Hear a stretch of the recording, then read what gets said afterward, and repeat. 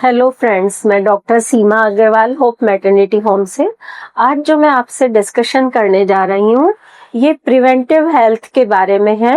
35 years से बड़ी ladies में कि जो लाइफ स्टाइल डिजीजेज हैं उन्हें हम कैसे आने से रोकें। तो भाई अब 2 बच्चे हो गए हैं, अब आप बहुत बिजी हैं, आपके पास अपने लिए बिल्कुल कोई वक्त नहीं है। सुबह ही उठना है, बच्चों को स्कूल भेजना है, घर के काम ही मैम पूरे नहीं होते, अपने लिए कैसे टाइम निकालूं। लेकिन आप ध्यान रखें कि इस एज में आपका मेटाबॉलिज्म बॉडी का सुस्त होने लगता है, हार्मोन्स चेंज होने लगते हैं, कैटाबॉलिज्म ज्यादा होता है, एनाबॉलिज्म कम होता है। तो अब आपको अपनी हेल्थ के प्रति कॉन्शियस रहना है। सब पेशेंट ईयरली हेल्थ चेकअप कराते हैं, इतनी मोटी गड्डी मेरे पास लेके आते हैं, लेकिन उससे क्या फर्क पड़ता है?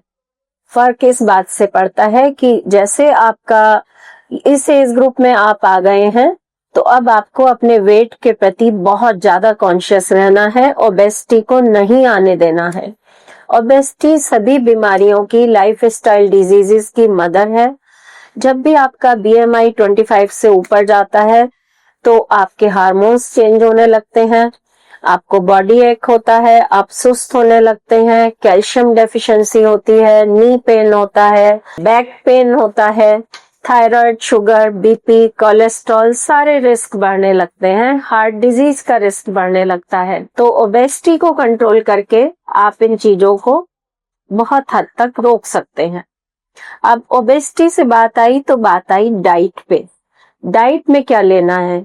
तो हम सभी की जो डाइट है वो प्रोटीन्स में डेफिशिएंट है और कार्बोहाइड्रेट्स में बहुत ज्यादा है। उसके अलावा हम लोग शुगर और सॉल्ट भी बहुत ज्यादा ले रहे हैं।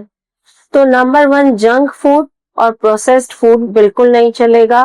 पैकेट बंद कोई फूड आपने नहीं लेना है। उसके अलावा आपको शुगर नहीं लेना है, एक्स्ट्रा सॉल्ट नहीं लेना है, मैदा नहीं लेना है। अब इसके बाद आप अपने घर के हिसाब से, अपने टेस्ट के हिसाब से अपनी डाइट डिजाइन करिए। हाई प्रोटीन डाइट लीजिए, हाई फाइबर डाइट लीजिए, खूब पानी पीजिए। डाइट से चले तो हम पहुंचे एक्सरसाइज पे। एक्सरसाइज का कोई विकल्प नहीं है, कोई ऑल्टरनेटिव नहीं है।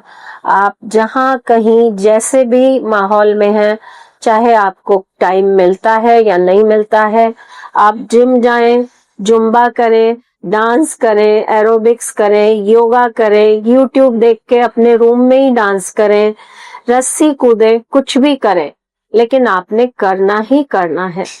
एक्सरसाइज करने से आपकी मसल्स में ब्लड फ्लो बढ़ता है, आपका जो कैल्शियम आप खाती हैं कि भाई सबको कैल्शियम डेफिशिएंसी है, वो कैल्शियम आपकी बोन्स में तभी जाता है जब आप एक्सरसाइज करती हैं। एक्सरसाइज में भी ये ध्यान रखना है कि इस एज ग्रुप की महिलाओं को स्ट्रेंथ ट्रेनिंग करनी है, यानी कि उन्हें एक्सरसाइज अगेंस्ट रेजिस्टेंस करनी है। ये कैसे होती है?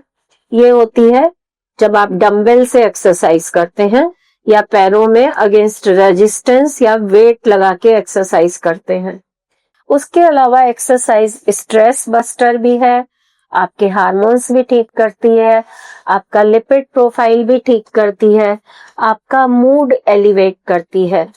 और जो 50 की एज के पास हम देखते हैं कि हमारी जो वुमेन है उनका वैडलिंग गेट हो गया है, डक की तरह चल रहे हैं, चलने में प्रॉब्लम हो रही है, बहुत ज्यादा नी पेन है, तो वो देख के, ऑस्टियोपोरोसिस देख के हमें बहुत तकलीफ होती है, दुख होता है। ये टोटली प्रिवेंटेबल है। आप अपने आसपास देखिए कि कुछ लोग आपसे एज में बड़े हैं, उनको बिल्कुल भी कुछ नहीं हो रहा है और हो सकता है आपको परेशानी हो, तो आप इसको प्रिवेंट करिए। उसके बाद हम एक्सरसाइज से चलते हैं तो आते हैं हम मेंटल हेल्थ पे। तो दोस्तों, मिड लाइफ में लोगों को बहुत बार depression, irritability, mood swings, sadness, ये सारी बातें फील हो सकती हैं क्योंकि उनके ऊपर बहुत ज्यादा रिस्पॉन्सिबिलिटीज होती हैं और बहुत बार कोई हेल्पिंग हैंड भी नहीं होता है। इसको हम मिड लाइफ क्राइसिस कहते हैं। तो मिड लाइफ क्राइसिस से आपको स्पोर्टिंगली निपटना है और अपने आप को पॉजिटिव एक्टिविटीज में बिजी रखना है। और अब 2 बच्चे हो गए हैं, इसके लिए एक बहुत बड़ा आपको मैं टिप दे रही हूँ। बिल्कुल ये मत समझिए कि अब सब काम हो गया है। अपनी पर्सनल लाइफ को भी बेटर रखिए और उसमें भी एक्सपेरिमेंटिंग करते रहिए, और इससे आपको मेंटल लेवल पे भी और फिजिकल लेवल पे भी बहुत ज्यादा एलिवेशन मिलेगा और रिलेशनशिप भी बहुत मजबूत और बहुत अच्छी होगी। इसके बाद जो हम प्रिवेंटिव हेल्थ में आते हैं, तो आप सब जानते हैं कि हीमोग्लोबिन आपको अपना 12 से ऊपर रखना है। कुछ लोगों को हो सकता है बहुत मेंस्ट्रुअल फ्लो होता हो, उनका हीमोग्लोबिन डाउन हो जाए। आपको अपना विटामिन डी अच्छा रखना है, सप्लीमेंट लेना है, सनलाइट में जाना है, बिना सनस्क्रीन लगाए जाना है, सन रेज आपकी स्किन पर पड़नी चाहिए। उसके अलावा आपको अपना बीपी सही रखना है। हालांकि महिलाओं में एस्ट्रोजन हार्मोन प्रोटेक्टिव होता है और मीनोपॉज तक उन्हें हाई बीपी की समस्या नहीं होती है। उसके बाद आपको अपना थायराइड सही रखना है, लिपिड सही रखना है, शुगर नहीं होने देना है। उसके बाद आपको अपना ब्रेस्ट का सेल्फ एग्जामिनेशन करना है, और अगर आपकी फैमिली हिस्ट्री नहीं है ब्रेस्ट कैंसर की, तो एवरी 5 इयर्स आपको मैमोग्राफी करानी है या सोनोमेमोग्राफी करानी है। ये बहुत इंपॉर्टेंट है। उसके अलावा आपको अपना पेपिस्मियर कराना है। पेपिस्मियर आप एवरी 5 इयर्स करा सकती हैं यदि आपका ह्यूमन पेपिलोमा वायरस निगेटिव है।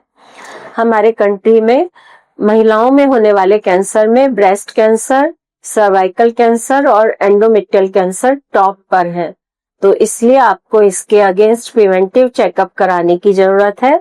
आपको अल्ट्रासाउंड भी ईयरली बेसिस पे कराना है, क्योंकि मुझे याद आ रही हैं बहुत सारे वो मेरे मरीज भाभियां, बहनें जिन्होंने मुझे बताया कि दीदी ब्रेस्ट की शेप में चेंज आ रहा है, और हमने बहुत अर्ली स्टेज का कैंसर पकड़ा और ऑपरेट करके उसे कंप्लीटली क्योर किया।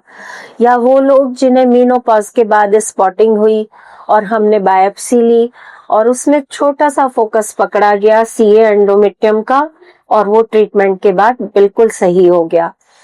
तो बस यूं ही जिंदगी का सफर तय करते जाइए, अपनी हेल्थ का ध्यान रखिए, क्योंकि आप दूसरों का ध्यान तभी रख पाएंगे जब आप अपना खुद का ध्यान रखेंगे। Thank you so much and best wishes.